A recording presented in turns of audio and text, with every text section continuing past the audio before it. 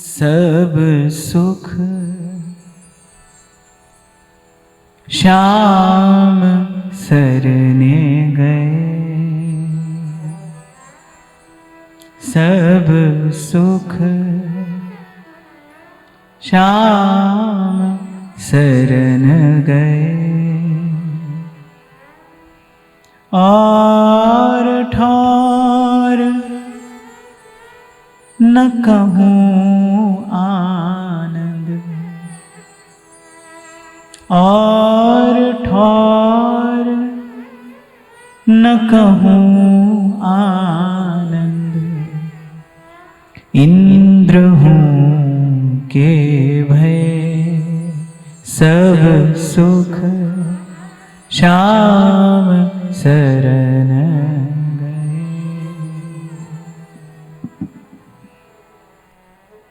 और ठौर न कहूं आनंद, इंद्र हूं के भय। ये कहने वाला कौन है?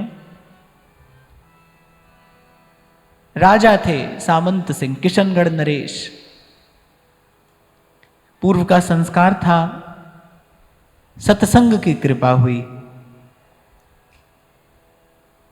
भक्ति भाव प्रबल हुआ और अंततः सब प्रपंच से निवृत्त होकर वृंदावन आए। और जब तक नहीं आए तब तक प्रभु से कहते रहे, नागरिया अब वहां बसइए, नागरिया अब वहां बसइए, जिठा नित्य बसंत अब तो कृपा करो सब संत, अब तो कृपा करो सब संत। कभी संतों से विनती करते हैं, कभी श्री जी के चरणों में अपनी विनय रखते हैं, अब तो कृपा करो श्री राधा, अब तो कृपा करो श्री राधे। वृंदावे पिन बसो श्री स्वामिनी, वृंदावे पिन बसो श्री स्वामिनी, छाड़ जगत की बाधा, अब तो कृपा करो श्री राधा, अब तो कृपा करो श्री राधा। और कभी लाल जी से कहते हैं, अब तो कृपा करो गिरिधारी, अब तो कृपा करो गिरिधारी, अपनी बाह छाह तर राखो, अपनी बाह छाह कर राखो, देखो दशा हमारी, अब तो कृपा करो गिरिधारी, अब तो कृपा करो गिरिधारी। अच्छा, एक बात तो संतों के वचनों से सिद्ध हो जाती है, प्रमाणित हो जाती है कि ये कार्य जब भी होगा कृपा से ही होगा, कृपा से होगा।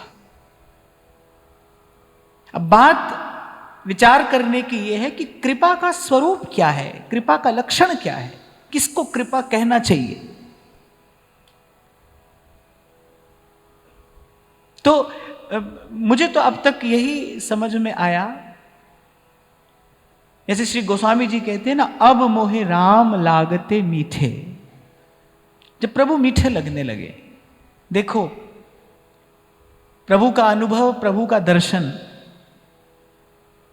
इसमें तो जीव विवश है, उसका कोई अधिकार नहीं है, उसका कोई नियंत्रण नहीं है। सोई जाने जेहि देहु जनाई, ये तो प्रभु की कृपा की बात है, प्रभु की इच्छा की, प्रभु के हाथ की बात है। वो तो जब होगा तब होगा, पर उससे पहले कृपा के आश्रित जीवन हो। कृपा का लक्षण क्या है? कृपा का लक्षण ये है कि प्रभु मीठे लगे। अब मुझे राम लागते मीठे। धीरे धीरे प्रवृत्ति छूटे। ये जो हमारी प्रपंच में प्रवृत्ति है ना, और अनवरत प्रवृत्ति है। आप देखो, एक संकल्प हमारा पूरा होता नहीं, उससे पहले दूसरा संकल्प आकार ले लेता है। और ये कब से चल रहा है? पीछे मुड़ के देखो, जब से आपने होश संभाला। वो संकल्प कभी खिलौने का था, फिर वो संकल्प बदला, उसका रूप बदला, आकार बदला, फिर वो संकल्प कुछ और हो गया, फिर कुछ और हो गया। पर ये क्रिया जो है ये तब से अनवरत चल रही है। और अगर हमारे पास ये सुविधा होती, अगर हमारे पास ये सामर्थ्य होता कि हम अपने पूर्व जन्म में झांक कर देख पाते, तो हम ये देख लेते कि ये क्रम जब से हम हैं तब से चल रहा है। मन बुद्धि का व्यापार निरंतर चल रहा है, निरंतर प्रपंच में प्रवृत्ति है। और कृपा का लक्षण क्या है? संसार तो भाई जब छूटेगा तब छूटेगा, संसार में प्रवृत्ति छूट जाए, संसार की इच्छा समाप्त हो जाए। अनेक बार व्यासपीठ से आपको निवेदन किया गया, ना आपको कोई व्यक्ति बांधता है, ना आपको कोई वस्तु बांधती है, ना संसार की कोई स्थिति, संसार का कोई स्थान बांधता है, केवल संसार की इच्छा बांधती है। ये जो इच्छा है ना, चाह है, ये बाह्य बांधती है। इसीलिए कह रहे चाह गई और चिंता मिटी। जब तक संसार की, संसार परक, संसार विषयक, स्वार्थ परक, स्वार्थ विषयक जब तक कोई इच्छा है, तब तक मन चिंता से मुक्त नहीं होगा। मन एक है, या तो चिंता करेगा या चिंतन करेगा। तब तक प्रभु का चिंतन, प्रभु के स्वरूप का चिंतन होगा ही कैसे? और बिना भगवत भजन के, बिना प्रभु के चिंतन के आज तक कौन सुखी हुआ है जो और हो जाएगा? यही तो कह रहे हैं, बिन हरि शरण सुख नहीं कहूं। ये राजा हैं, सब ठाट बाट ऐश्वर्य सब देखा, खूब देखा, और केवल देखा नहीं, उसको भोगा। देखो, एक व्यक्ति जिसने कभी देखा ही नहीं, उसके हाथ कुछ लगा ही नहीं, अब वो कह रहा है सब बेकार है। अब उसकी बात में कुछ भी हो, लेकिन उसकी बात में अनुभव तो नहीं है, वो जानता ही नहीं है। पर यहां तो ये अनुभव की वाणी है। कहने सब सुख, 1 2 4 5 नहीं, सब जितने भी सुख हैं, या जिसको सुख कहना चाहिए, तेरे सब सुख श्याम शरणे गए। और ठौर न कहूं आनंद, फिर इंद्र हूं के भय। श्रीमद् भागवत तो कहती है, बोले वहां तो दुख ही दुख है। न यत्र नारायण पाद पंकज स्मृति, अरे वहां तो भगवान के चरण कमलों का स्मरण हो ही नहीं सकता। अरे यहां भी थोड़ा सा सुख बढ़ जाए, यहां भी हमारे आसपास अगर सुख सुविधा बढ़ जाए ना, थोड़ी सामग्री बढ़ जाए सुख की, भोग की, तो आप देखो कैसे भगवान की विस्मृति होती है। कोई अपने आप को सिद्ध न समझे, कोई अपने आप को सिद्ध न जाने कि हम तो भाई सिद्ध हो गए, अब तो हम कैसे भी भजन कर लेंगे। ना ना, कोई सिद्ध नहीं है यहां पर, कोई सिद्ध नहीं है। मुझसे एक बार किसी ने पूछा किसी ने, बोले कौन होता है यहां सिद्ध, कौन होता है? मैंने कहा जिसको माया बुद्धू बना देती है वो सिद्ध हो जाता है। जो आ जाता है ना उसके झांसे में, इसको बना देती है वो बुद्धू। इसीलिए कबीर कहते हैं सिद्ध होने के अभिमान में, कह रहे बहुत भोंदू बह गए, ये अभिमान रख के कह रहे बहुत बह गए उसी माया के प्रबल प्रवाह में। इसीलिए मैंने कहा कोई सिद्ध नहीं है भाई, यहां पे हो ही नहीं सकता। कह रहे न यत्र नारायण पाद पंकज स्मृति, कह रहे जहां भगवान के चरण कमलों की स्मृति नहीं है। और फिर आगे ही श्रीमद् भागवत कहती है सुरेश लोकोपि न वै सेव्यताम,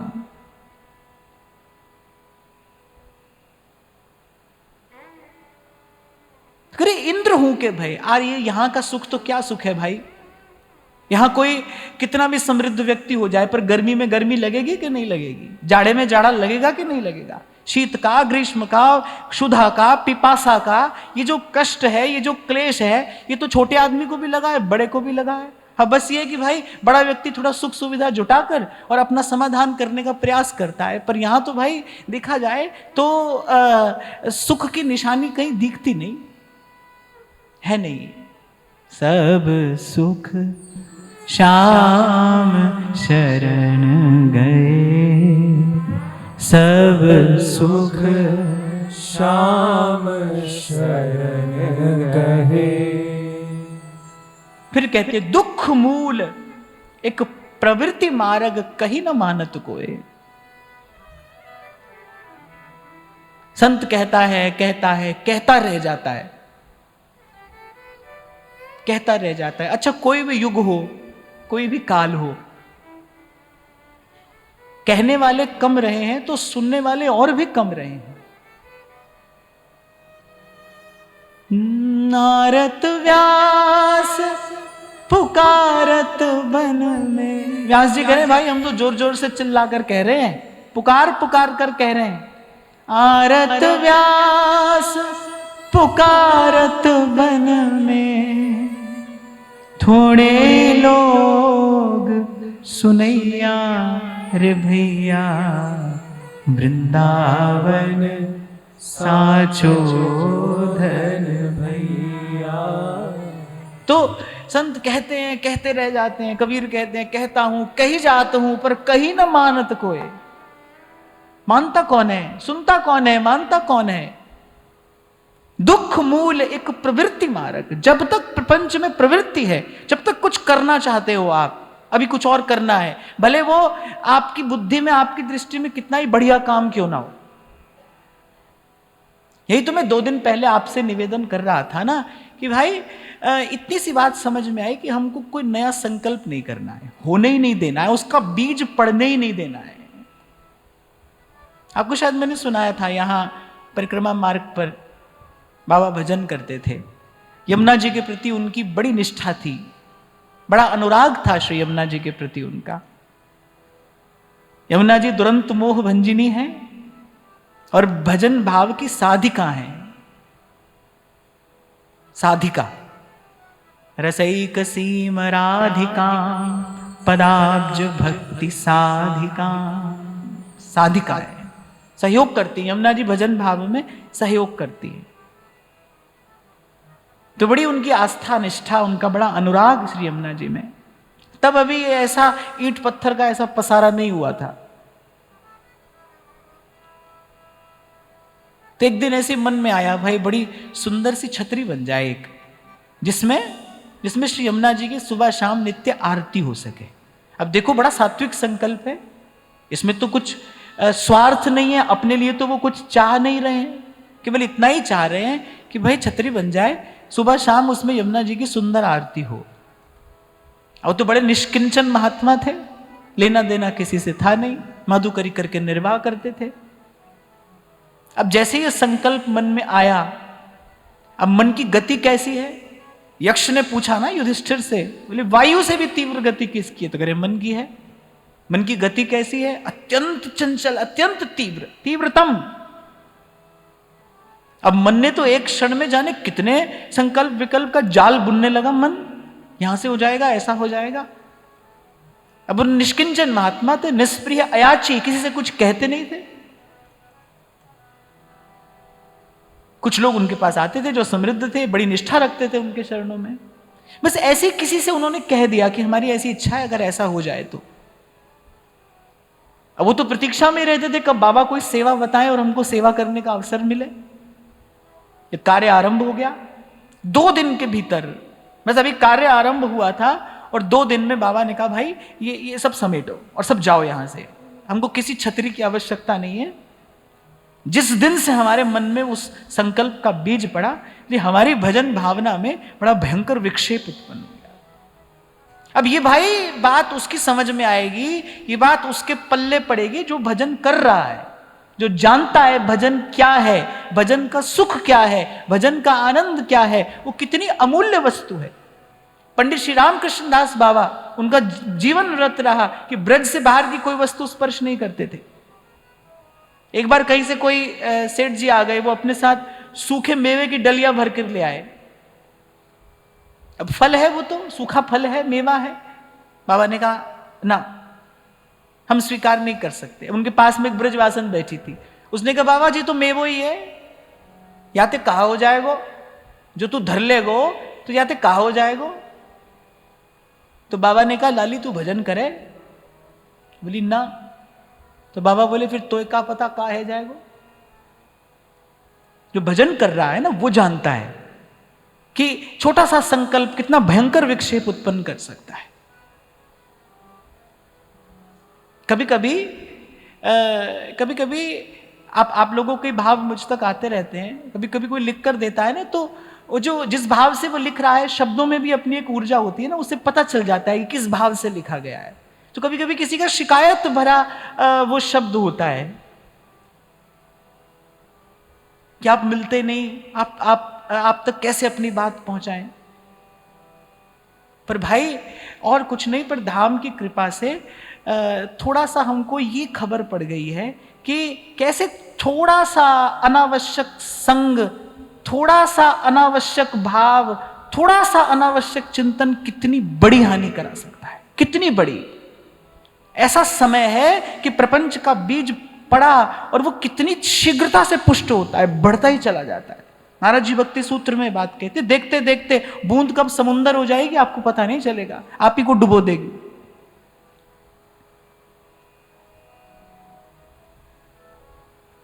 कहीं से भी प्रवृत्ति का विचार, कहीं से भी प्रवृत्ति का संकल्प, ये भजन भावना की घोर हानि कराने वाला है, बड़ी हानि।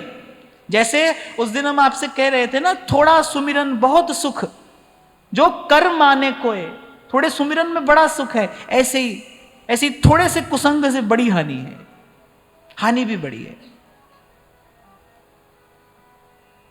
और मुझे लगता है कि भजन करने के साथ आप अपना भजन बचाना कैसे है, इसके लिए भी सचेत रहना पड़ता है। कैसे भजन भावना आपकी सुरक्षित रहे, स्वस्थ रहे, आपका मन भजन के योग्य बना रहे। कभी ठहरे हुए पानी में कंकड़ मारना, आपने कंकड़ मारा, एक सेकंड का काम है, लो आपने कंकड़ मार दिया। अब जब पानी ठहरा था तो उसमें अपना प्रतिबिंब दिखाई पड़ता था ना, आप देख सकते थे अपने आप को। लेकिन जब आपने कंकर मार दिया, फिर आप अपना प्रतिबिंब नहीं देख सकते। अब उस पानी को ठहरने में बहुत देर लगेगी भाई। उसको हिलाने में तो 1 सेकंड लगा, लेकिन फिर से पानी को ठहरने में बहुत देर लगेगी, बहुत देर। इसीलिए ध्रुवदास जी कहते हैं, बिखर्यो मन सिमटत नहीं, कीजय कौन उपाय। साधन को हरि भजन है, कै सत्संग सहाय। और भाई मैं रास्ते पर चलूंगा, मैं भजन के मार्ग पर चलूं तो आपको भजन के मार्ग की कोई बात बताऊं। जो मैं ही नहीं चलूं तो आपसे क्या कहूंगा। और बहुत बरस पहले परम श्रद्धेय प्रातस्मरणीय श्री स्वामी रामसुखदास जी महाराज, उनसे एक बात मिल गई थी मुझे बहुत बरस पहले। उन्होंने कहा था, जिसके जीवन में एकांत नहीं होगा, कोई भी हो वो किसी भी मत संप्रदाय का हो, यदि साधक है, कह रहे जिसके जीवन में एकांत नहीं होगा उसकी प्रज्ञा कभी शुद्ध रह ही नहीं पाएगी। और जब प्रज्ञा शुद्ध नहीं होगी तो आप सत्य का, तत्व का, वस्तु का विचार ही नहीं कर पाओगे। मैं भजन करूं, ये विचार भी मन में आना, ये शुद्ध प्रज्ञा का परिणाम है। अब मुझे प्रभु का भजन करना है, अब मुझे प्रभु के निकट जाना है, ये विचार भी शुद्ध प्रज्ञा का परिणाम है। उसकी प्रज्ञा ही शुद्ध नहीं होगी, वो लिप्त रहेगा, वो उलझा रहेगा इसी संसार के प्रपंच, इसी व्यापार में। कोई बहुत विचित्र बात थोड़ी कह रहा हूं, अपने आसपास देखो, बताओ किसी को भजन की बात, वो आपकी बात सुनेगा ही नहीं, उसके भीतर जाएगी ही नहीं वो बात।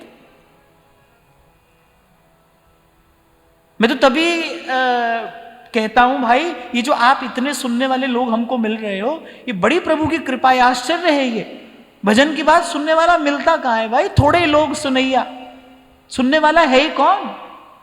कासो कहूं और कौन पति आवे।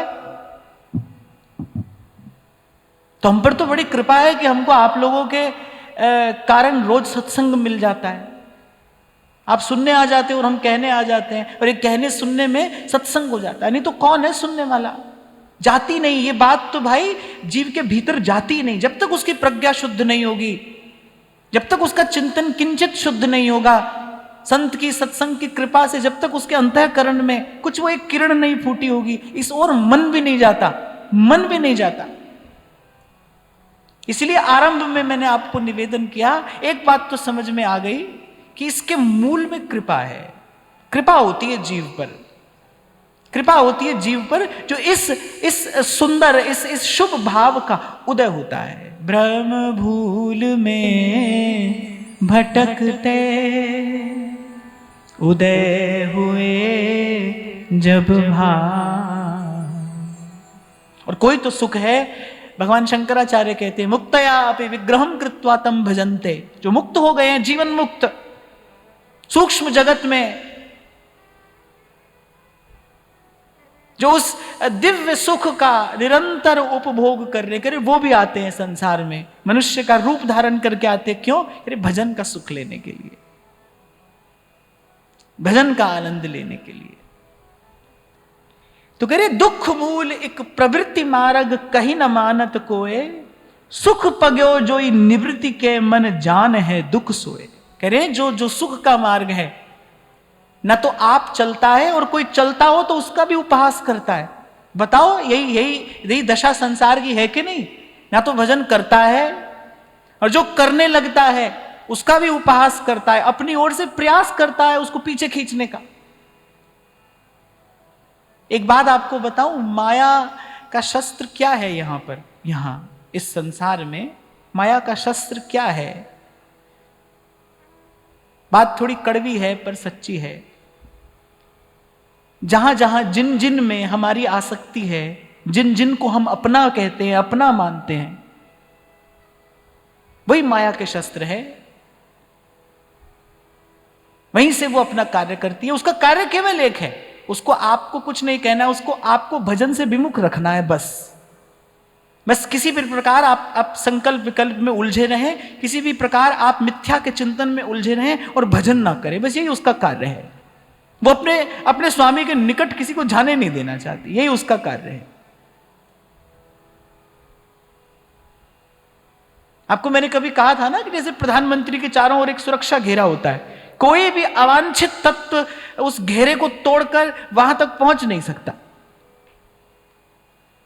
हाँ, प्रधानमंत्री चाहे तो घेरे को तोड़कर बाहर भी आ जाता है, किसी को बुला भी लेता है। बिल्कुल ठीक ऐसी व्यवस्था है, ऐसी व्यवस्था है।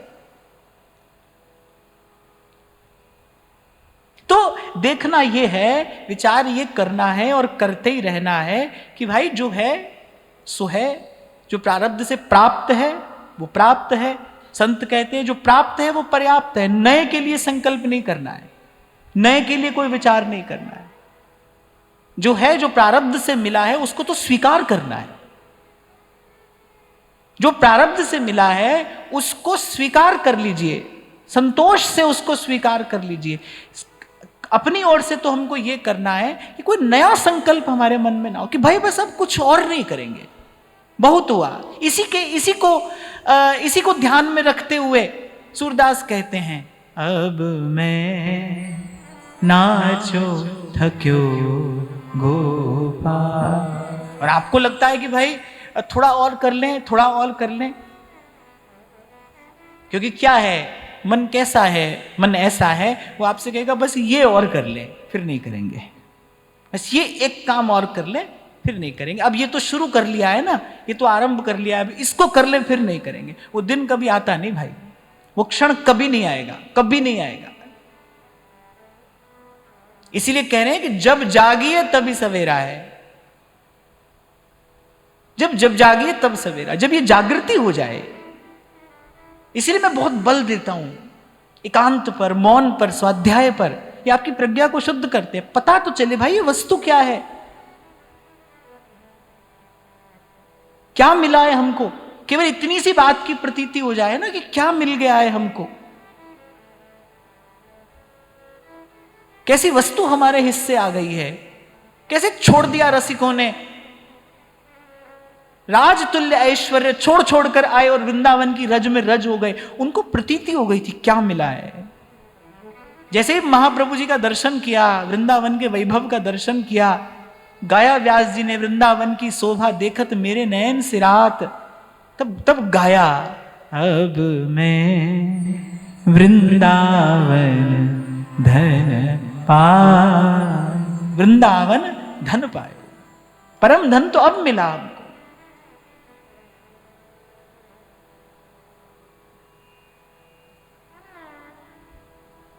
और फिर बड़ी बड़ी मीठी सी बात कह रहे हैं, सतसंग अम्बुज ब्रज सरोवर, सतसंग का कमल खिला है कहां, कहने इस ब्रज भूमि रूपी सरोवर में सतसंग का कमल खिला है। सतसंग अम्बुज ब्रज सरोवर, कीर्तन सुखवास, कह रहे और उस कमल से कीर्तन की सुवास आ रही है। सतसंग अम्बुज ब्रज सरोवर, कीर्तन सुखवास, कीजिए हरि वेग तिनको, भंवर नागरी दास, कीजिए हरि वेग तिनको, भंवर नागरी दास। कल आपको स्मरण हो तो यही हमने चर्चा को विराम दिया था कि अनन्य भाव से पहले निपटारा कर लो इसका, बात से होता हो बात से कर लो। आपका मन बात से मान जाए तो बात से मनाओ, लात से मानो तो लात से मनाओ, पर मनाना तो है। मैं कहता हूं ना कई बार, कभी प्यार से, कभी फटकार से, कभी मार से, लेके तो आना पड़ेगा मन को सदमार्ग पर। ऐच खैच या मन ही को, ध्रुवदास जी कह रहे हैं, लाना तो पड़ेगा और आप ला सकते हो। ऐसे घिघियाते मिमियाते मत रहिए, कब तक रहेंगे? कह रहे हैं हम कैसे करेंगे, हम तो गृहस्थी हैं, हम तो ऐसे, हम तो वैसे। कब तक करोगे ऐसा? कभी तो करना है आपको ये काम।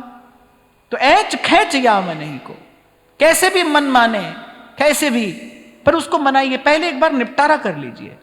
इसी बात का संकेत करते हुए संत कह रहे, काम कामना वासना मनते कर सब दूर, राधा वल्लभ लाल भज रसिकन जीवन मूर। काम कामना वासना अर्थात नवीन संकल्प, संसार परक, विषय परक जो हमारा संकल्प है, जो अनवरत उत्पन्न हो रहा है, भीतर स्फुरित होता है, बाहर ले जाता है हमको अपने पीछे। फिर पहले उसका निपटारा कर लो। और इसका निपटारा इसी एक संकल्प से होगा। और अडिग रहिए। 2 दिन पहले मैंने आपको यही निवेदन किया, जब शुभ संकल्प करिए फिर किंतु परंतु मत करिए उसमें। धर्म की रक्षा तो प्राण देकर भी की जाती है। सत्य की रक्षा महापुरुषों ने अपना जीवन बलिदान करके की है। पंडित श्री रामकृष्ण दास बाबा जी महाराज जी बात कहते थे, कह रहे जो अपने भजन भाव की रक्षा करता है प्राणों की बाजी लगाकर, फिर भजन उसे वो अद्भुतानंद प्रदान करता है। फिर उसमें किंतु परंतु मत करिए। अरे इतना ही तो करना है। देखो, अच्छा देखो, बात भी कितनी सीधी सरल है वैसे, अगर आप समझ लो इसको। तो क्या करना है कि भाई हमको कोई नया संकल्प नहीं करना है। वैसे भी हमारे संकल्प करने से क्या होता है? कुछ होता है? पहले ही संत कह रहे हैं, गा गा कर कह रहे हैं, तेरे मन कछु और है, कर्ता के कछु और। संकल्प तो कर्ता का ही सिद्ध होता है। हमारा संकल्प क्या करता है? हमारा संकल्प केवल हमारे लिए दुख का बीज डालता है, बस। हमारा संकल्प केवल हमको भ्रमित करता है। विषय परक जो संकल्प है, संसार परक, स्वार्थ परक जो संकल्प है, मैं उसकी बात कर रहा हूं। जैसे पूर्व में कभी मैंने कहा था ना कि पहले सकाम कर्म के मैल को निष्काम कर्म से धोया जाता है। ऐसे ही पहले इन अशुभ संकल्पों को, पहले इनके अंधकार को पहले शुभ संकल्प का दीप जलाकर दूर करिए। भाई हम कोई अब नया संकल्प नहीं करेंगे। कितना मीठा भाव है ये। मेरे राम राय, मेरे राम राय, जू राखे त्यों रहिए, जू जू राखे त्यों रहिए। कल मैं आपको कह रहा था ना भाई, संतों के शब्द अलग अलग हैं पर उनका अनुभव एक है। यहां गुरु साहब कह रहे जू राखो राख है तहां रहिए, वहां भगवत रसिक देव जी भी यही बात तो कह रहे, जहां राखो तहां रहो मान सुख रास है। महाप्रभु कह रहे यत्र यत्र मम जन्म कर्म वीर नारकेथ परमे पदे थवा। इतना ही तो करना है, इसी भाव का अभ्यास करना है, इसी भाव का भजन करना है कि जहां राखो तहां रहो मान सुख रास है। अरे सुख का मार्ग ही यही है, सुख का मार्ग ही यही है। स्वार्थ परक संकल्प ही तो मन का विकार है। कहते हैं ना निर्विकार मन, निर्विकार मन क्या होता है? ये संसार के संकल्प से मुक्त मन ही तो निर्विकार होता है। भक्त अपनी डोर दे देता है प्रभु के हाथ में, कह रहे तेरो नचायो नाचूं, जैसे आप नचाएं।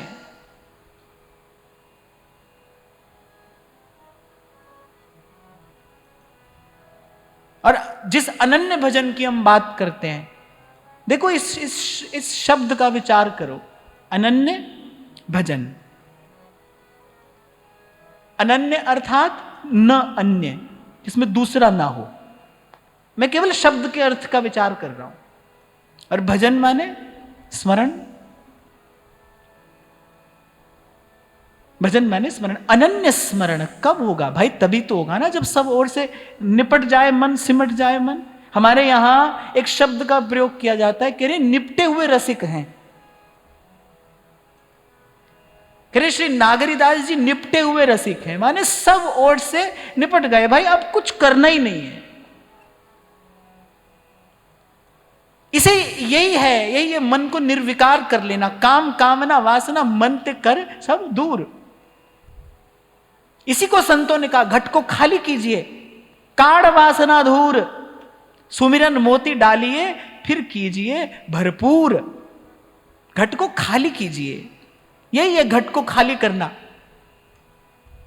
इसीलिए इस सत्र के आरंभ से मैं इस शब्द को लिए चल रहा हूं, अभ्यास अभ्यास अभ्यास।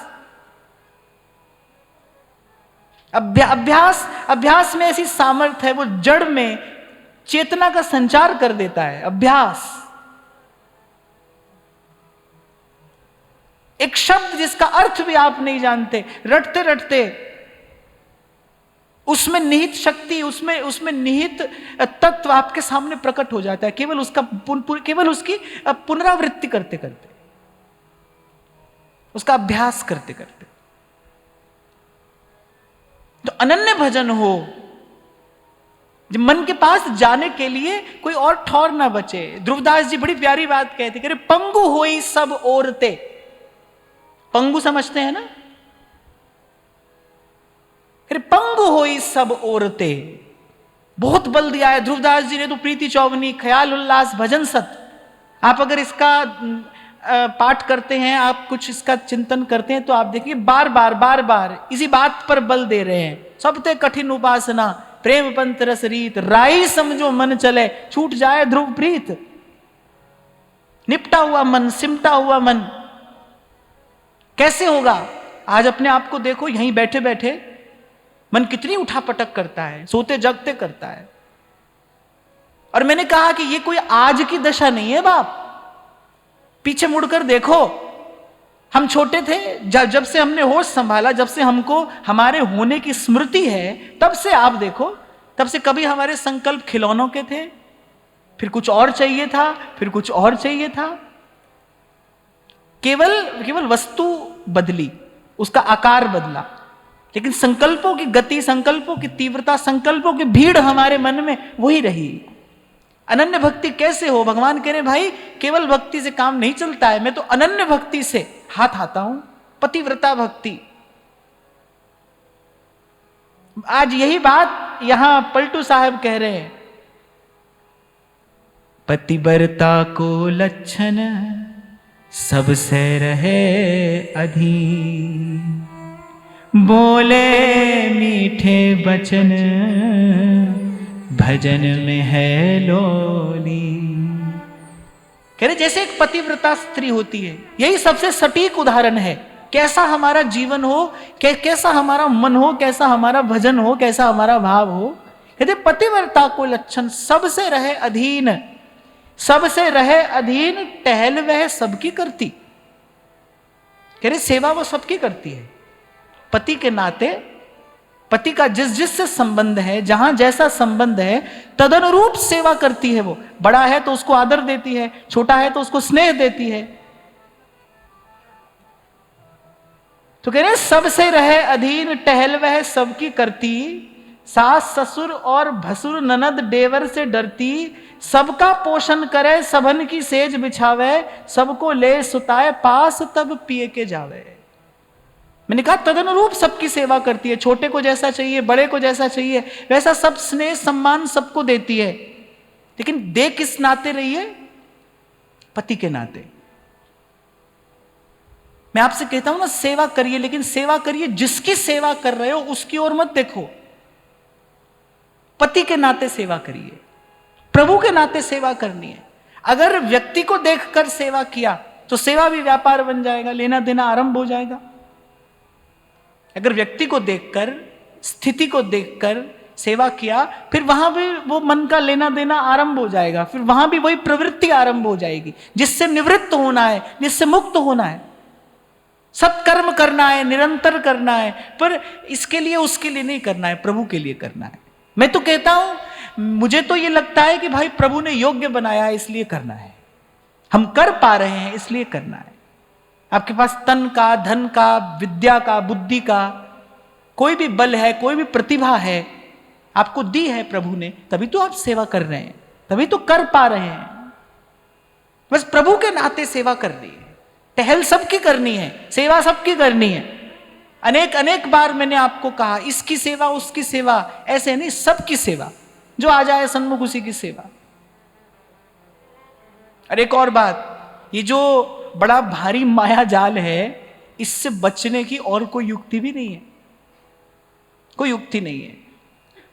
अभी कुछ दिन पहले हम चर्चा कर रहे थे ना कि बड़ा भयंकर विषाणु हो, बड़ी तेजी से फैलता हो, उससे बचने का उपाय क्या है? भाई यही उपाय है, आपकी रोग प्रतिरोधक क्षमता ऐसी हो कि वो आप पर अपना प्रभाव ना दिखा पाए। ऐसे ही ये जो माया जाल है, ये उसी भयंकर विषाणु के जैसा है, सबको लपेट रहा है, सबको लपेट रहा है। कौन बचेगा? जिसकी रोग प्रतिरोधक क्षमता ऐसी होगी, इम्यूनिटी, जो इसके प्रभाव को निरस्त कर देगी। और वो जो रोग प्रतिरोधक क्षमता है, या मैं कहूं ये जो संसार प्रतिरोधक क्षमता है, ये कैसे आती है? संत के जीवन में देखी जाती है। ये वो संत संसार के बिल्कुल बीच में रहता है, निष्प्रिय, निर्लिप्त। किस बल पे रहता है? किस बल पे रहता है? सिया राम मैं सब जग जानी, करहूं प्रणाम जोरी जुग पानी। इसी बल पर रहता है।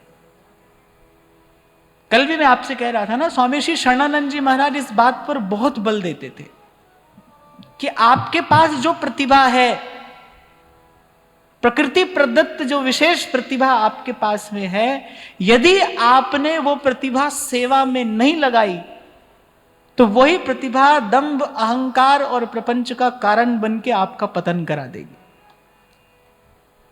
और ये तो बिल्कुल अनुभव की बात है, प्रत्यक्ष को प्रमाण की आवश्यकता नहीं है। कोई भी विशेष प्रतिभा हो, अगर आप उसको सत् कार्य में नहीं लगाओ, अगर आप उसको शुभ कार्य में नहीं लगाओ, तो उसका परिणाम क्या होता है? अहंकार बढ़ता है, उन्माद बढ़ता है, और व्यक्ति अहंकार और उन्माद में जो नहीं करना चाहिए वो करता है और अपना पतन करा बैठता है।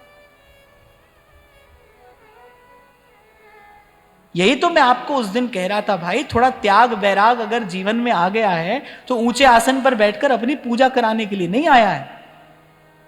आ गया प्रभु की कृपा से, संतों की कृपा से कुछ विशेष हमको मिला है, तो उसको सेवा में लगाइए।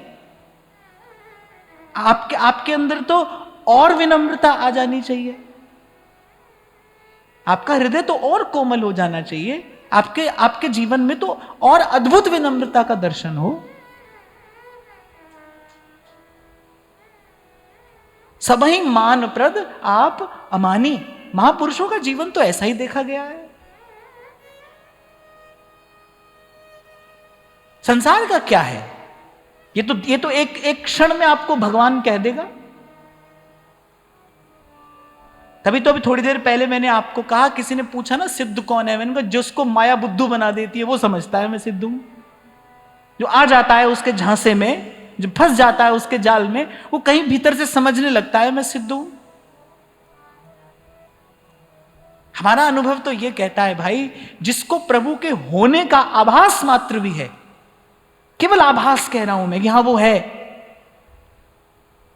हरि व्यापक सर्वत्र समाना, जिसको इस पंक्ति का आभास मात्र भी है, वो कैसे अपनी पूजा स्वीकार कर लेगा भाई? प्रभु के होते हुए कोई अपनी पूजा कैसे स्वीकार कर सकता है? हजारों हजारों वर्षों से साधन में लगे तपस्वी, त्यागी, मनस्वी, यशस्वी महापुरुष बैठे थे महाराज युधिष्ठिर की सभा में। भीष्म, द्रोणाचार्य, कृपाचार्य, अनेक अनेक महात्मा, सुशोभित सभा। जब पूछा गया भाई सबसे पहले पूजा किसकी हो, किसी ने कहा भीष्म यहां पर बैठे हैं, किसी ने कहा अरे अनेक अनेक अनेक अनेक सिद्ध तपस्वी यहां पर बैठे हैं, किसकी पूजा होनी चाहिए? एक स्वर से कुछ मूर्ख थे जिन्होंने उसका दुष्परिणाम भोगा, पर सबने एक स्वर से कहा कि जहां श्री कृष्ण विराजमान हैं, यही शब्द है, जहां श्री कृष्ण विराजमान है वहां श्री कृष्ण के अतिरिक्त किसी अन्य की पूजा कैसे हो सकती है? और फिर इसके बाद मेरा मन प्रश्न करता है, फिर कहां श्री कृष्ण विराजमान नहीं है? कहां नहीं है? तो मैं तो ये कहता हूं भाई, जिसको आभास भी हो गया है प्रभु के होने का, प्रभु के अस्तित्व का, जो प्रभु के अस्तित्व को मानता हो वही तो आस्तिक है। आस्तिक क्या होता है? जो प्रभु के अस्तित्व को माने, पर प्रभु के अस्तित्व को मानने का कुछ लक्षण, कुछ परिणाम भी तो जीवन में आना चाहिए। जो मान गया है कि वो है, वो तो भाई ऐसा कार्य नहीं करा सकता, नहीं करा सकता। आपको मैं छोटा सा उदाहरण दे देता हूं। मैं महाराज श्री के साथ मान लीजिए किसी के यहां गया, उस व्यक्ति का मुझसे परिचय है पर महाराज श्री से परिचय नहीं है। महाराज श्री के सामने वो व्यक्ति मुझे ऊंचा आसन देता है, मेरी पूजा करने लगता है। क्या महाराज श्री के होते हुए मैं ऐसा स्वीकार कर सकता हूं? जब ये हैं सामने, इनके होते हुए तो मैं ऐसा कदापि नहीं कर सकता ना। भले वो व्यक्ति इनको ना जानता हो, पर मैं तो जानता हूं, पर मेरा तो इनसे परिचय है, मैं तो जानता हूं इनका स्वरूप क्या है। इनके होते हुए, इनकी उपस्थिति में मैं ऐसा कैसे कर सकता हूं? नहीं कर सकता। और करता हूं तो शठ हूं, धूर्त हूं। अगर करता हूं फिर मैं धूर्त हूं, पाखंडी। तो जिस संत को प्रभु के यत्र तत्र सर्वत्र होने की अनुभूति है, वो प्रभु के यत्र तत्र सर्वत्र होते हुए कैसे अपनी पूजा स्वीकार कर लेगा भाई? और मैंने तो जितने भी संतों का जीवन चरित्र देखा, श्री ठाकुर जी की परम कृपा रही है मुझ पर इस विषय में। अनेक अनेक संतों की वाणी, अनेक अनेक संतों के शब्द मुझे दर्शन चिंतन करने का अवसर मिल रहा है। मैंने तो जितने भी संतों का जीवन देखा, सब संतों को मैंने ऐसे ही करबद्ध नत शिर देखा है, करबद्ध देखा है, नत शिर देखा है। अरे मैं तो कहीं और न जाऊं, इस संसार को अद्भुत अनुपम निगम ब्रह्म परसत नहीं, जो रस सबते दूर कियो प्रकट हरिवंश जो रसिकन जीवन मूर। इस संसार को ऐसी अद्भुत अनुपम विलक्षण रस रीति, भजन रीति प्रदान करने वाले महाप्रभु के शब्द क्या कहते हैं? क्वाहम तुच्छः परम मधमः प्राण्य हो गर्य कर्मा। क्या बोलन है आचार्य की। भो भो दिव्याद्भुत तरुलता त्वत्कर स्पर्श भाजः, हे राधाया रतिग्रह शुकाः, हे मृगाः, हे मयूराः, भूयो भूयः प्रणतिभिरहं प्रार्थये वोनुकंपाम। एक एक को साष्टांग दंडवत प्रणाम श्री महाप्रभु जी कर रहे हैं। किसको? वृंदावन की एक एक तरुलता को। श्री प्रियाजू के शुक पिक मयूर को दंडवत प्रणाम करते हैं और उनसे कृपा की याचना कर रहे हैं।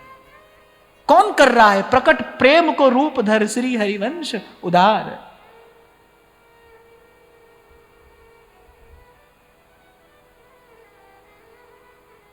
तभी तो मैंने आपको कहा भाई संसार का क्या है, तो बना देगा आपको भगवान।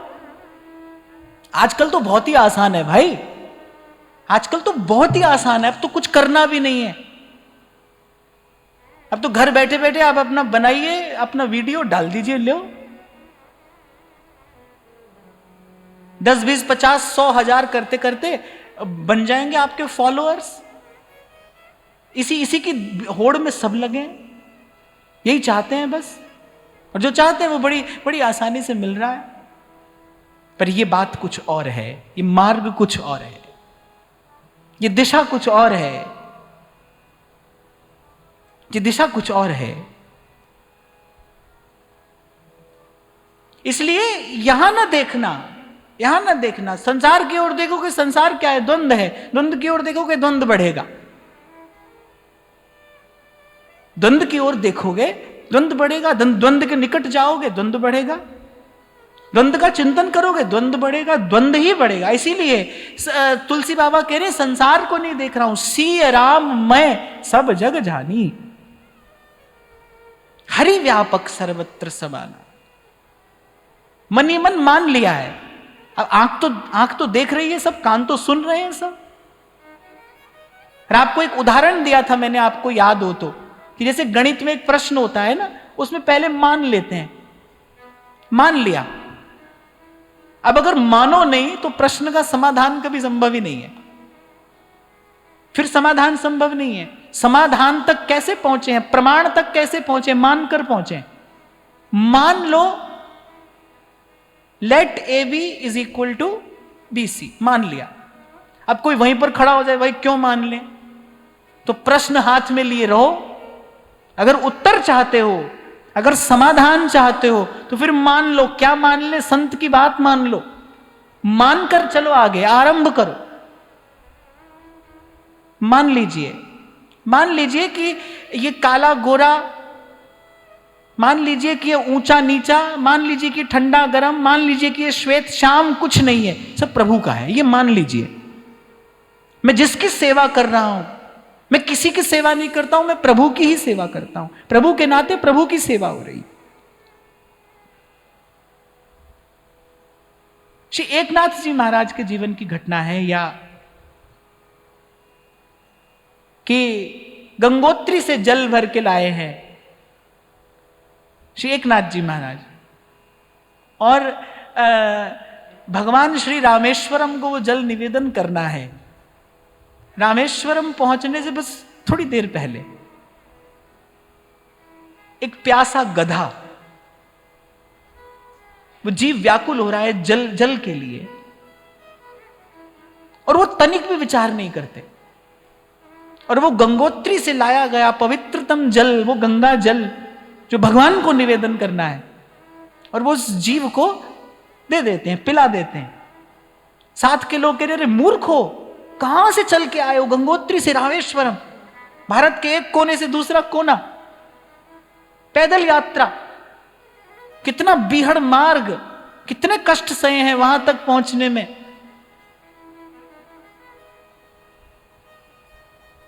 और एकनाथ क्या उत्तर देते हैं? कहते तुम नहीं जानते, यहां तक मैं आया हूं, महादेव से प्रतीक्षा नहीं हुई, तो मेरा जल स्वीकार करने आए हैं। उनसे रहा नहीं गया, मेरा जल स्वीकार करने के लिए आए हैं। हम लोगों की इस प्रपंच में पड़ी बुद्धि में ये बात नहीं आएगी। संत क्या देख रहा है? वो कुछ और देख ही नहीं रहा। यही अनन्य भजन है। किसको कहते हैं अनन्य भजन? यही अनन्य भजन है। अपने इष्ट के अतिरिक्त कुछ और दिखता नहीं, देखता नहीं, ऐसा नहीं है, दिखता नहीं। दो बातें हैं, एक है कि मैं अपने प्रभु के अतिरिक्त कुछ और देखता नहीं, ये संभव नहीं है। जो कहता है मैं ऐसा करता हूं कि अपने प्रभु के अतिरिक्त कुछ और देखता नहीं, ये झूठी बात है। प्रभु के अतिरिक्त कुछ दिखता नहीं। एकनाथ को कुछ दिखा नहीं। उस व्याकुल जीव में उनको कुछ ऐसी झलक मिल गई, उनसे रहा नहीं गया, पिला दिया जल, वहीं पिला दिया। दौड़ पड़े नामदेव घी का कटोरा लेके। एक बार उस झांकी की कल्पना करो, सब संसार हंस रहा है, हंसी उड़ा रहा है, उपहास कर रहा है, बोले देखो नामा पागल हो गया, पगला गया है, बौर आ गया है। अपने अपने प्रभु को निवेदन करने के लिए अमनिया सिद्ध कर रहे थे, रोटी पका रहे थे, पका पका के रोटी रख रहे हैं, कुत्ता आया रोटी लेके भागा। नामदेव ने पकाई रोटी, कुत्ते ने उठाई, पीछे घी का कटोरा लिए जा रहे। सजल नेत्र विठल विठल विठल कहते दौड़ रहे। मोले रूखी तो ना खाओ, थोड़ा घी तो लगाओ, रूप अपना क्यों मुझसे छिपा। एक बार कल्पना करो, सोचो आज कोई ऐसा करे, हम भी होंगे हंसने वालों में कि देखो क्या करता है। यह है अनन्य भजन, इसे कहते हैं पतिव्रता भक्ति, अनन्य भक्ति। प्रभु के अतिरिक्त, अपने इष्ट आराध्य के अतिरिक्त कुछ और दिखता नहीं। जिधर देखता हूं उधर तू ही तू है, और इससे कम सबसो हित नहीं सधेगा, और सबसे हित किए बिना प्रेम की गली में प्रवेश नहीं मिलेगा। बहुत बहुत बहुत दूर की बात है कि रसना कटऊं जो अन रटऊं, निरख अन फुटऊं नैन। देखिए आचार्य ने कहां से आरंभ कराया, कैसे कैसे आगे बढ़ाया है, किस किस किस भाव में तन्मय तल्लीन होंगे नामदेव जब रोटी पका रहे होंगे, कैसी तल्लीनता होगी, कैसा तद्वत भाव हो गया, तदाकार है कि प्रभु के अतिरिक्त कुछ दिख नहीं रहा। इसलिए कबीर कहते हैं, कह रहे जहां जहां जाऊं तहां पर कम्मा, कह रहे मैं चलता नहीं, मैं तो परिक्रमा देता हूं, मैं सोता नहीं, मेरी तो समाधि है। सोई बात रैदास कहते हैं, जहां जहां जाऊं तुम्हारी सेवा, तुम सा ठाकुर और न देवा। तो वो बात यहां पर कह रहे हैं, कह रहे सबका पोषण करे, सबन की सेज बिछावे, सबको ले सुताए पास तब पिए के जावे। और इसमें एक और संदेश भी है। कभी कभी माताएं बहनें ऐसा प्रश्न करती हैं कि सुबह ही करना है भजन, जल्दी उठकर करना है, क्योंकि घर है, परिवार है, बच्चे हैं। तो मैं तो ये कहता हूं भाई सब निपटा कर बैठो, सब निपटा कर बैठो। हाँ, पर इतना अवश्य मैं कहता हूं, आप साधक हो, भजन के मार्ग पर पग धरा है आपने, तो जो आपको मिला है उसके प्रति आपका एक कर्तव्य, एक उत्तरदायित्व है। इतना अवश्य कहता हूं कि नित्य प्रति थोड़ा सा समय अपने एकांत भजन चिंतन के लिए निकालो अवश्य। वो सुबह का हो, शाम का हो, वो आप देखो। मैं तो पहले दिन से यही कहता हूं भाई, संसार की गुत्थी पहले ही बहुत उलझी है, और मत उलझाना उसको। बिना बात के बखेड़ा खड़ा मत करना, जैसा है उसको स्वीकार करके। सबकी परिस्थिति अलग अलग है, किसी की थोड़ी कम अनुकूल है, किसी की अधिक अनुकूल है, पर सारी अनुकूलता प्रतिकूलता तो भाई मन का खेल है, कुछ नहीं है, कुछ नहीं है, सब मन का खेल है। खूब ठाकुर जी ने दिखा दिया। हम, मेरे जैसा व्यक्ति जिसके जीवन में भजन के लिए केवल और केवल अनुकूलता ही है, कोई प्रतिकूलता है ही नहीं, पर फिर भी निरंतर भजन होता है।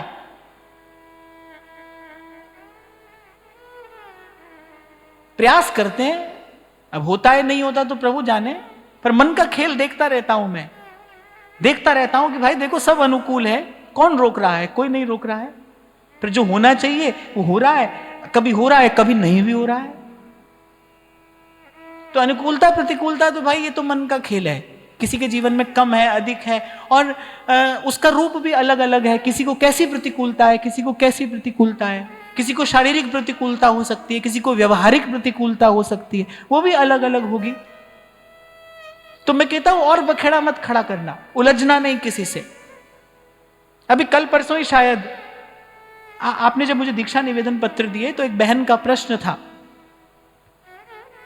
उसने पूछा कि पहले तो मैं कथा सुन सकती थी, अब तो घर वालों ने उस पर भी रोक लगा दी है,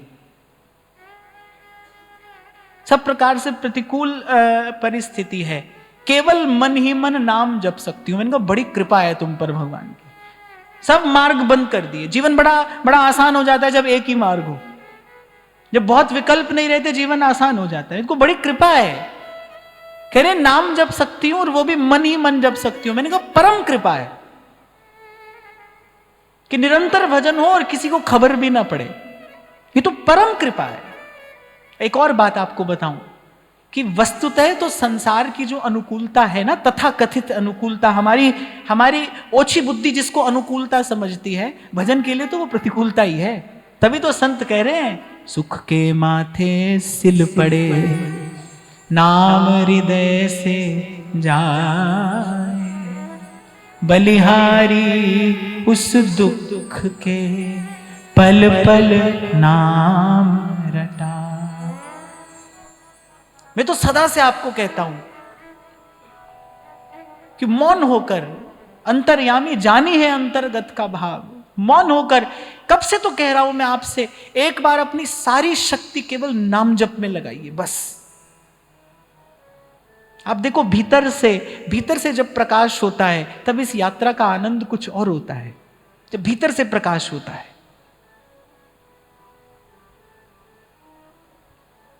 तो हो सकता है जिसका भी प्रश्न था वो यहां से सुनकर उत्तर ले ले कि भाई परम कृपा है कि यदि आपके पास केवल एक ही विकल्प बचा है कि आप नाम जप कर सकते हैं और वो भी मन ही मन कर सकते हैं, इससे बड़ी कृपा और नहीं हो सकती। और ये परम साधन है, ये श्रेष्ठ साधन है। वो जिस निकुंज देश की बात श्री सेवक जी श्री ध्रुवदास जी ने की है ना, कान खोलकर सुन लो। जिस निकुंज देश की बात, जिस नित्य विहार की बात, जिस प्रेम रस की बात श्री सेवक जी श्री ध्रुवदास जी प्रभृति रसिकों ने की है, उस देश में प्रवेश कराने वाला केवल श्री हरिवंश नाम ही है, नाम ही है, नाम ही है। कुछ नहीं, कोई नहीं, किसी की आवश्यकता नहीं है।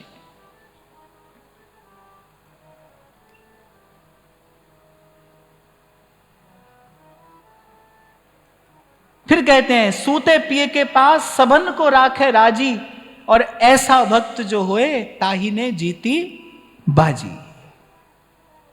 कह रहे सूते पिए के पास मन से, अनन्य भाव से रहती अपने पति की, अपने प्रियतम की, सबकी सेवा, सबकी टहल करते हुए, किसी को खबर भी नहीं पड़ती मन में क्या चल रहा है। एक और बात, ऐसी भक्ति रिझाती है प्रभु को। जो ऐसी भक्ति है ना, सलज्जा, नारद जी भक्ति सूत्र कहते हैं सान कामय माना निरोध रूपत्वात्, भक्ति कामिनी नहीं है, भक्ति योगिनी है। ऐसी जो सलज्जा भक्ति है, सबसे लुक छिप कर जो भाव रहता है ना, वो प्रभु को प्यारा लगता है। गोपी, गोपन करने वाली, माखन को भी कैसे रखती है? छुपा कर रखती है, किसी पर दृष्टि न पड़े, ढूंढ ढूंढ कर खाते हैं कन्हैया। ऐसे आनंद आता है प्रभु को। हमें तो आज तक कभी ये समझ ही नहीं पाया कि हम किसी को बताते हैं, बताना चाहते हैं कि हम भजन करते हैं, इसके पीछे किम प्रयोजनम, इसके पीछे क्या प्रयोजन है।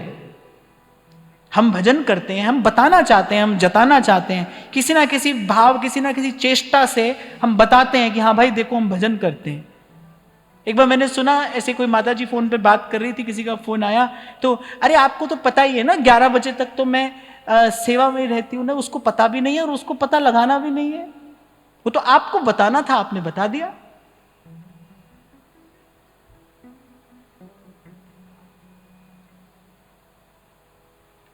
ऐसी भक्ति से रीझते हैं भगवान जब वो गुप्त भाव होता है ना, जिसको गोपन करना आता है।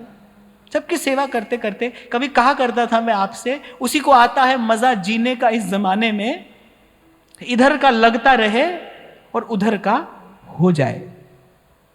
खूब लगते रहिए इधर के, और यहां संसार में केवल ऐसे कहने से ही काम चल जाता है। हम तुम्हारे, तुम हमारे, लो बस कहते रहो, वो चल गया काम। कौन झांक रहा है भीतर, किसको पड़ी है, किसके पास सामर्थ है?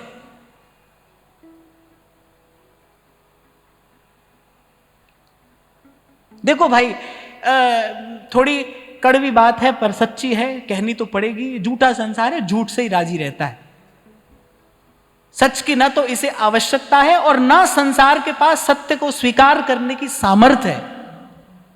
संसार के पास सामर्थ्य भी नहीं है। हमारे जो संबंध हैं उनके पास सत्य को सुनने स्वीकार करने की सामर्थ्य नहीं है। विवाह के 10-20 साल के बाद, आप 10-20 साल तो आजकल बहुत ज्यादा कह दिया मैंने, ऐसे 10-20 साल के बाद मन की जो दशा होती है वो कह दो सामने वाले से, कह के देखो क्या करता है व्यक्ति बेचारा। मन ही मन सहता रहता है। वो जो अपनी खीज है, झेप है, कभी यहां से कभी वहां से निकालता रहता है। काम चलाना है भाई, चला लेता है। संसार सत्य सुन नहीं सकता, सह नहीं सकता। ये तो झूठा संसार है, झूठ से चल रहा है, झूठ से ही चल रहा है। सच का गाहक तो एक ही है, वो ही है। इसीलिए कभी कहता हूं आपसे, सच्चे दरबार की जय, ऐसे चिल्लाइए मत। सच्चे दरबार में सच्चे होकर हाजिर हो जाइए बस। प्रभु के दरबार में सच्चे होकर चले जाइए।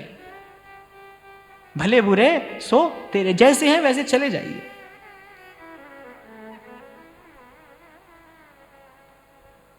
तो बस कहने ऐसा भक्त जो होए, ताही की जीती बाजी।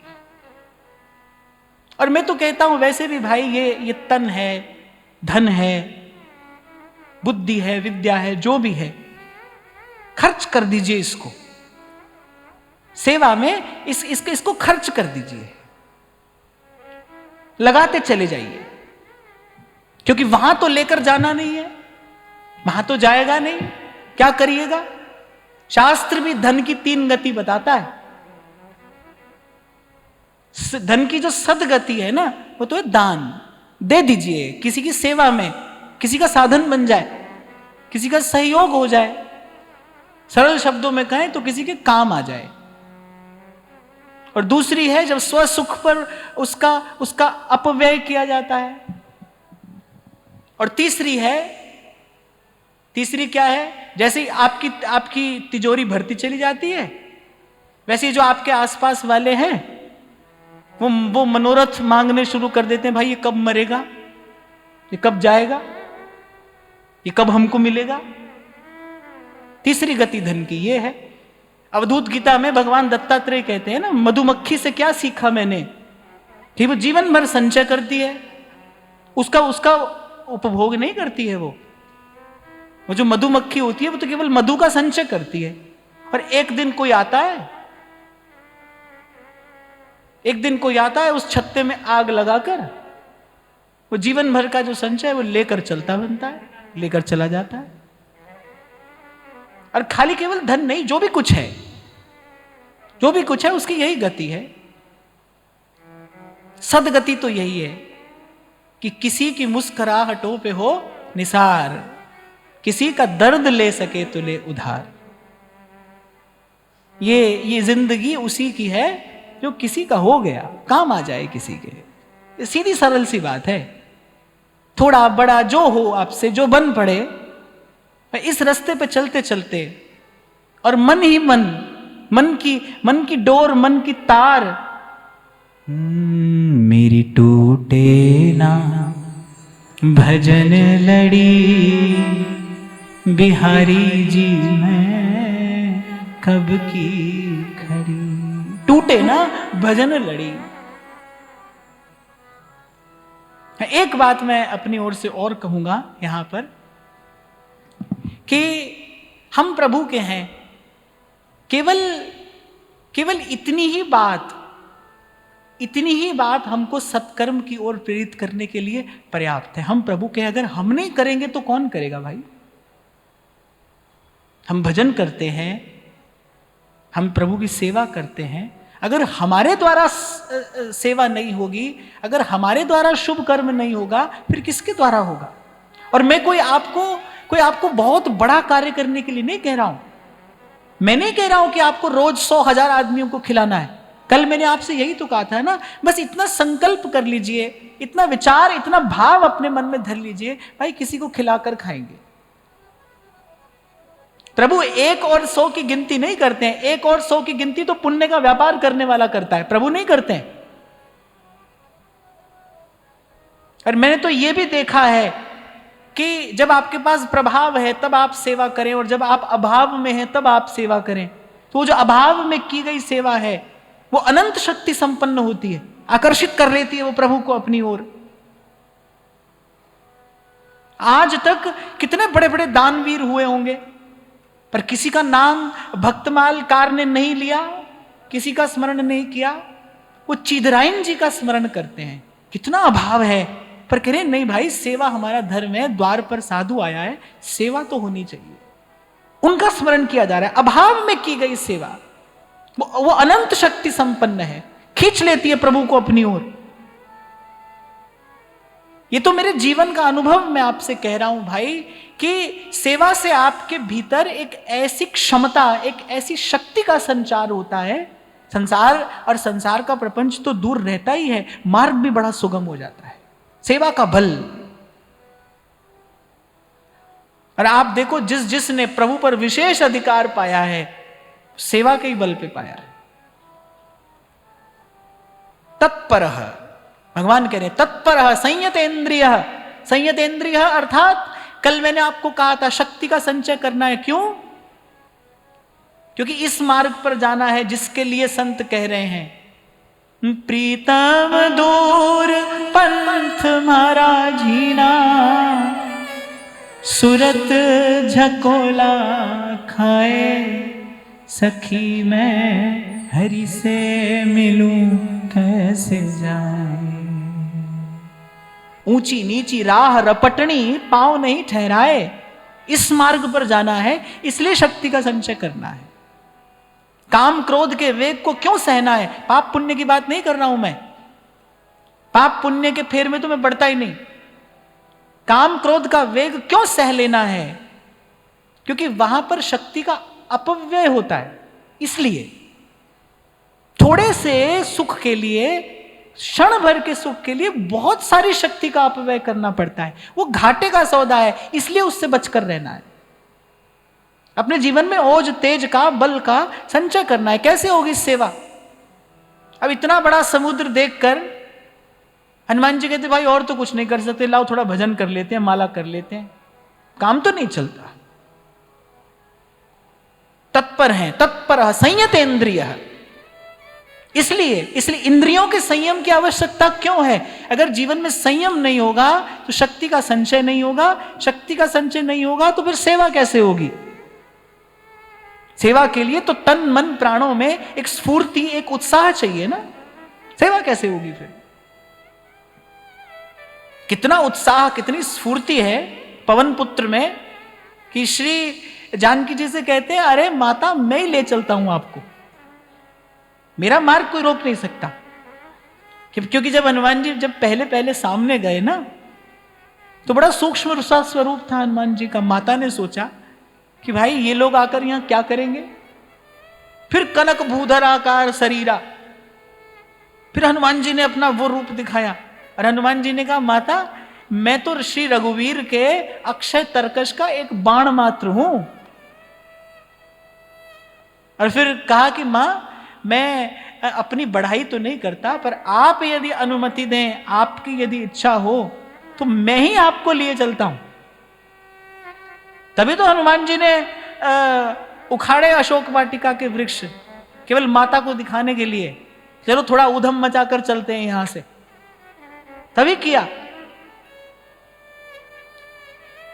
तत्परः संयतेन्द्रियः। अगर सेवा करनी है तो फिर भाई इंद्रियों में शक्ति बल का होना आवश्यक है। कैसे होगा? जब जीवन में संयम होगा। इसीलिए काम और क्रोध आदि विकारों से स्वयं को बचाने का प्रयास करना है। पाप पुण्य की बात नहीं है यहां पर। पाप पुण्य का गणित तो हमारी समझ में कभी आया ही नहीं। मैं तो इसीलिए उस ओर जाता ही नहीं। मैं तो ये देखता हूं मेरे प्रभु के अनुकूल क्या है। और एक पतिव्रता स्त्री के लिए यही तो होता है ना, कुछ चयन करना या कुछ छोड़ना। वो कहती भाई इनको अच्छा लगता है तो ठीक है, इनको अच्छा लगता है तो नहीं लगता है तो ठीक नहीं है। यही गणित है हमारा। तो इनको अच्छा लगता है तो ठीक है, नहीं लगता है तो ठीक नहीं है। पूछने वाला कभी कभी पूछ लेता है, बोले महाराज जी क्यों नहीं खाएं प्याज लहसुन, क्यों नहीं खाएं, वो ठाकुर जी ने नहीं बनाया है क्या? ऐसे पूछने वाले लोग तरह तरीके के प्रश्न पूछते हैं। अब आप आज तो सुविधा है ना, आप डालो इंटरनेट पर तो आपको हजारों जवाब मिल जाएंगे। सब अपनी अपनी बुद्धि से कहां से बात लाकर सुनाते हैं ये भी पता नहीं। ऐसी ऐसी बात सुनने को आपको मिलेगी, आप आश्चर्य कर बैठोगे। तो मैं तो सिर्फ इतना कहता हूं कि भाई इनको अच्छा नहीं लगता है, इससे ज्यादा हम सोचते नहीं। ना तो हम पूछते हैं कि क्यों अच्छा नहीं लगता है, ना हम जानना चाहते हैं। इनको अच्छा नहीं लगता इसलिए काम नहीं करते हैं, बस। हमको इनसे अधिक न सोचना है न जानना है। संतों ने यही सिखाया, साहिब को जो ना रुचे वो हमसे नहीं हो। मैं तो ठाकुर जी से यही कहता हूं, आपको जो अच्छा लगे वो करने की सामर्थ्य तो हम में है नहीं। हम थोड़ी हनुमान जी के जैसे सेवा कर सकते हैं। तो जो आपको अच्छा लगे वो करने की सामर्थ्य तो हम में नहीं है, पर इतना मांगते हैं आपको जो अच्छा नहीं लगता वो हमसे नहीं होए। हमारी सेवा यही है कि जो आपको ना रुचे वो हमसे नहीं होए। साहिब को जो ना रुचे वो हमसे नहीं होए। और एक और बात कहकर मैं वाणी को विराम दूं, इतनी सी बात, इतना सा भाव आपको अनेक अनेक अनर्थों से बचा लेता है। केवल इतना सा भाव अनेक अनर्थों से बचा लेता है कि प्रभु को जो ना रुचे, आपको जो अच्छा ना लगे, हे प्रभु वो हमसे कभी ना हो। हम कहां तक भले भले बुरे को जानेंगे अपनी क्षुद्र बुद्धि से।